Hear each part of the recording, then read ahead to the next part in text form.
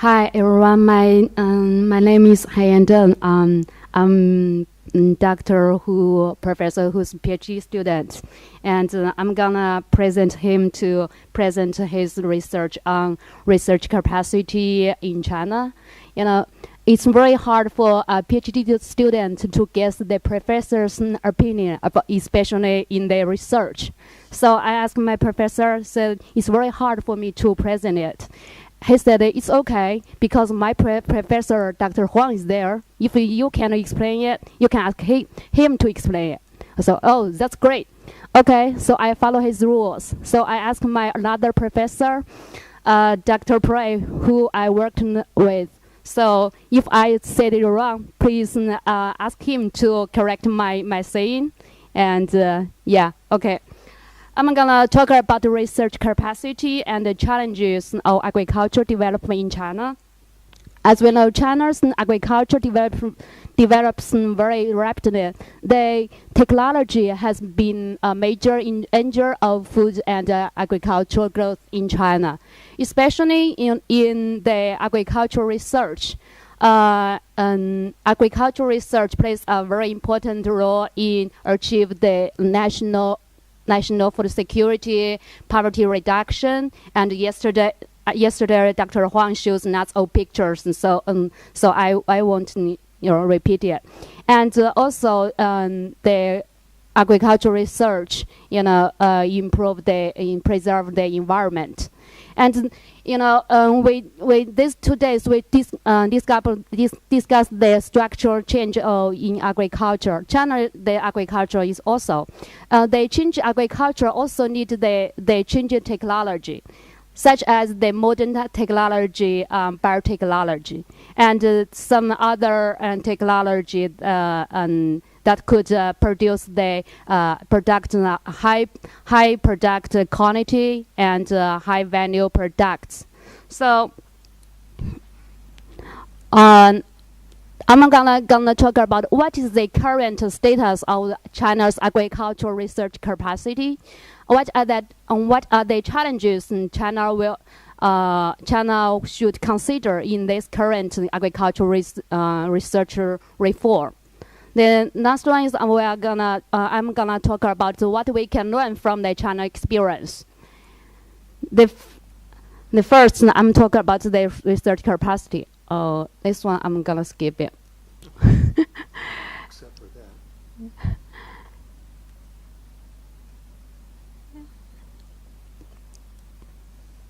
And China right now have achieved the biggest agricultural system around the world.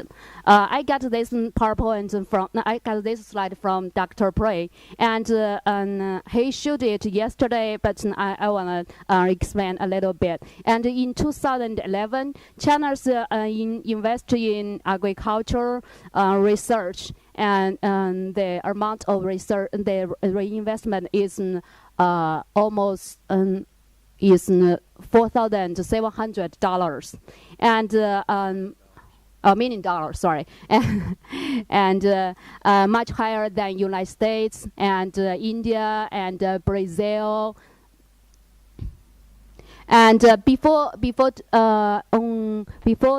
2011, the China's R&D investment also increased rapidly, especially after 2000. The annual growth rate of agricultural investment is almost 60%. And the agricultural research investment intensity in China is also increased very, very significantly. And since the 2000, the rise in research investment has been higher in China than any other countries around the world.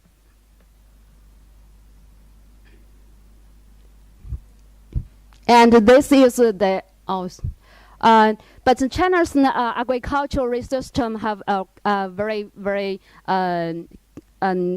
previous absolute previous characteristic is the public sector dominate the research, and they but changes very fast because the private sectors plays increasingly important role in the research.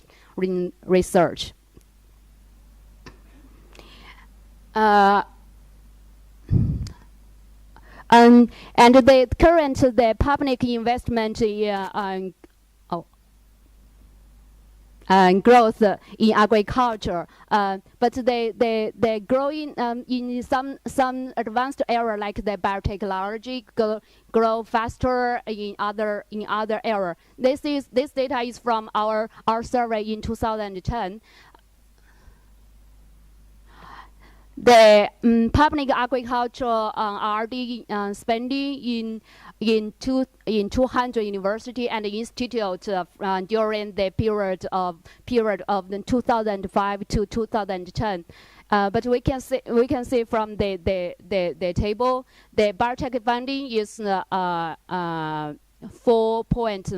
almost 5 billion RMB in 2010, and it's and this growth rate is much higher than the annual growth rate is higher than the total funding in agriculture. Here is the private investment.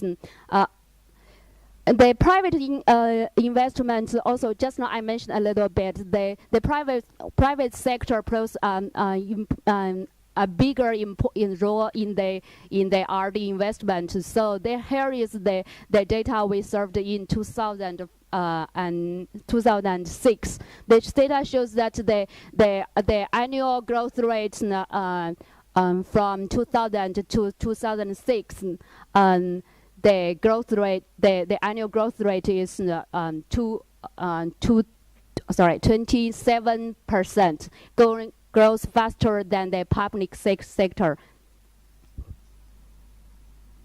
And another part is China's private sector's investment. I mean, the companies include 3 parts of the investment. The first one is from their own firm, and the second one is that they have some contract out to employ some scientists in institutes or other company to engage their research. And the firm, of course, the companies get some subsidies from the government.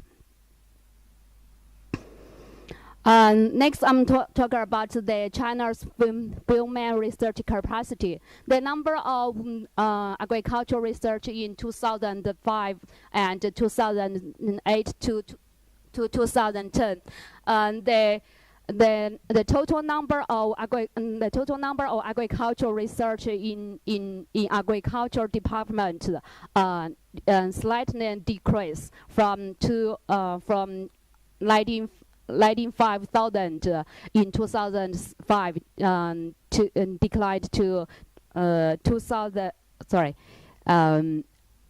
9,500 in 2010. But we can also say from the figure but the biotechnology department the number of researchers increase from less than 10,000 to in 2005 to 30,000 in 2010.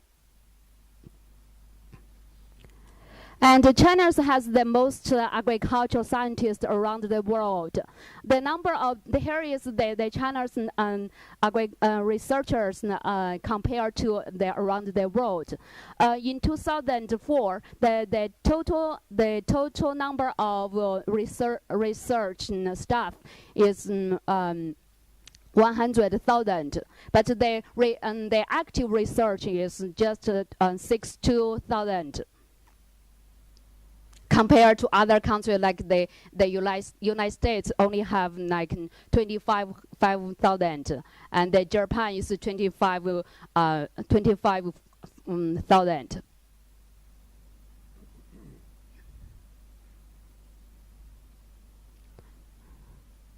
Here is the number of the researchers per 1 million US dollars of agricultural GDP compared to other countries, similar to the previous one slide. So we are wondering, is China's research system overstaffed? It's at least according to our this kind of like this figure, it's a little overstaffed. And usually when we talk about the research capacity, we talk about we usually talk about the research capacity from the input side, like the investment, the researchers. But in our research, we from a new perspective from the outside. It's kind of like usually such as the papers published by the scientists and the patents got from by the scientists. But in agriculture era, because it's too wide, so I'm gonna talk about focus on biotechnology era and in agriculture. And about the papers, we search the papers on Web of Science and the patents about the biotechnology in Thompson innovation, and the paper we selection. And then first, the standard one is we try to select the relative high quality paper that indexed by social science citation index and science citation index. The second one is because we focus on the agricultural era, so we choose the research area such as agricultural economics, but we include some other area like in the medicine and some engineering stuff. And this the patents we choose the database from the patents granted by the United States, Europe, and the United Kingdom, and some other Asian countries. So our research shows that the number of published paper on GMOs by top 10 countries during the period of 1973 to 2015, the United States ranked the first place, and the China ranked the third place. But it's the number of published paper by China is very close to Japan. And but we still have some gap between China and United States. But this is the total number of published papers. So, and the next one is I'm talking about the number of published paper by the top 10 countries over a year. Like the latest year 2015, China will have published like 1990 papers, and the United States published 2006 1 papers, and we can the China's the number of published papers increased during this period, and the United States since 2007, it's increased a little bit and the declines. But we can see the gap between China and United States become increasingly narrow. And the next one, we also research on the published paper by different crops. Like we can see from the figure, the China's the number of published papers on GMOs about the rice. China ranked the first number and much higher than United States and Japan. But in terms of the corn, United States is it's much higher than China. And the cotton, wheat, and rape or canola, those crops, China's almost ranked the second place. And the next one is I'm talking about the number of granting patents on GMOs. And from this figure, we can see that China ranked the second place around the world, and but we have big gap between China and the United States. The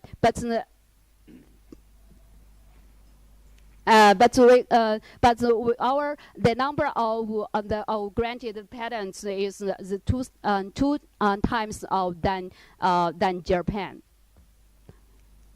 Here and also I got this slides from Dr. Prey also, and the latest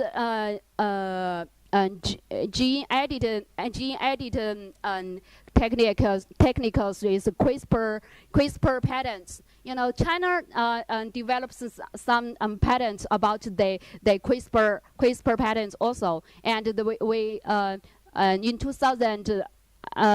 2004 we ranked the second place also, and China increased a lot. Yes. And many of the Chinese patents, but is majorly produced by the leading agricultural institute or universities, such as the China Agricultural University, CAAS, and also we get some little surprise from the Anhui Academy of Agricultural Science. They also developed some patents on CRISPRs. And from the above research capacity, we can say China still have improved the efficiency of public sector. We should like this means this research system divided the basic research from the applied research. It's kind of like maybe like CAS majorly engaged the basic research. SAS engaged in the applied research, but their collaboration is very weak. And also the collaboration between the academia and the university are very weak also. And the China's agricultural system put too much emphasis on journal articles rather than their technology.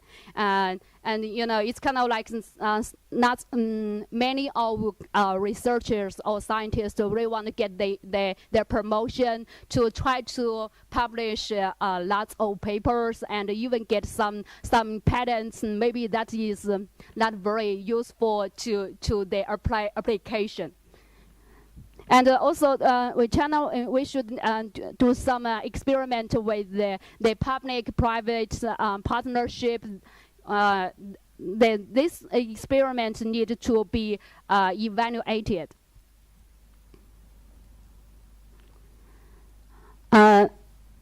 Next one, I'm talking about the challenges of China's agricultural system. We should first we should increase the efficiency of public system and respond to the changes in the structure of China's agricultural economy, and we should encourage more private companies to engage in R&D and how to work stimulate the private companies to cooperate the public sectors in like in university and institute. So we should increase the efficiency of public agricultural system. We need establish several reform. The first one is from the 1985 to 1999. The government gradually commercialized the most applied research institute to allow them to engage engage in some commercial activities, and also when they get the funding from the government, they also gradually move from the accumulation toward competitive grants. And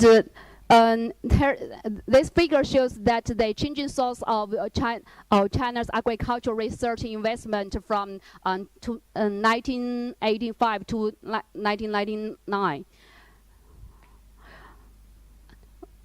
And the green one is the institute's commercial activity. We can see the funding from the money that the institute earn from their activity, commercial activity, is almost equivalent to the funding from the government funding. The second one is the push, a new push for radical reform. China wants to build a market oriented and effective research system. So in this stage of reform, the government keep the better scientists, almost 1/3 of them in their original institute. The rest of the 2/3, they commercialize those institutes. And also this reform increase more investment and improve the efficiency. And from this figure, we can see since this round of reform, the China's agricultural investment grows very rapidly, and the annual growth rate from since 2000 is more than 30%.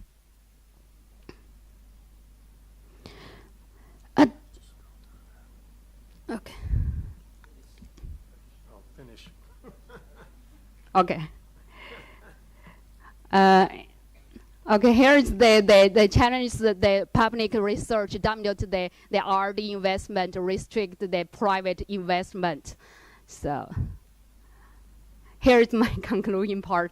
The China significantly invested in agricultural R&D over the past decades, and the investment in agricultural research promote the development of basic research, like what I showed about the number of papers published by the scientists. However, China's agricultural system is still facing some great challenges, like the government dominate the system, which crowd out some private R&D investment, and we have some problem of overstaffed. And this one is similar to the previous one. The private sector increased rapidly. The government dominated the R&D system, but this restricts the potential of faster increase in the private sectors. And the last one is the government dominated the development research system, but and this system is based on the research system, so it divides the basic research from the applied research. So this can make the research product usually lack of the competitiveness with the multinational corporations. Okay, thank you, Valerie.